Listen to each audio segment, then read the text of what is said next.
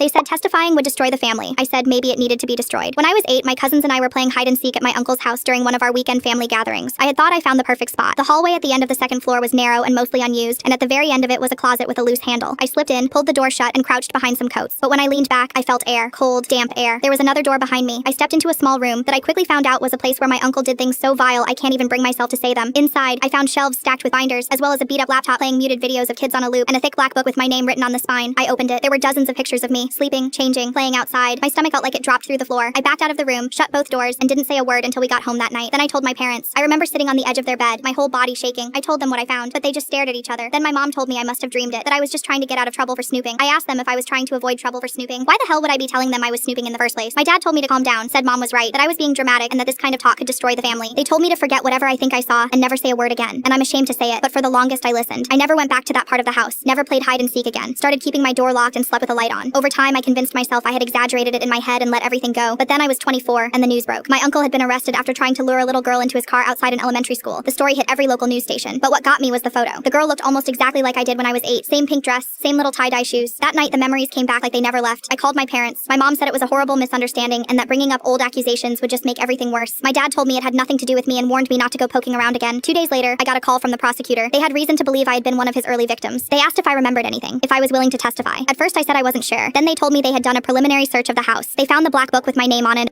It had been in my uncle's bedroom drawer. They said it looked worn, like someone had been flipping through it for years, but they couldn't find anything else. No other books or evidence of other kids. For a while, I felt paralyzed. That's when I remembered the hallway, the way the door opened in the back, so I told them exactly where to look. The hallway at the end of the second floor. A week later, they called me again. They found it. The room, with dozens of books all labeled with different names. Some matched missing children reports going back 20 years. A few of the bodies had never been found, until now. He had kept maps, burial notes, video logs. I told my parents everything, but they didn't even respond. No one in my family was talking about it. I felt disgusted. I made my way over to their house, wanting to speak to them, but they weren't home. I let myself in using my spare key, and that's when I saw it. His study door was open. I was never allowed in there. I don't know what made me look, but I did. And inside his bottom drawer was a binder, and there was a photo clipped to the first page that made my blood freeze. It was a 9-year-old girl playing on the swings, laughing at something far away. That's when I realized it wasn't just my uncle. My dad was involved too. Full story linked below.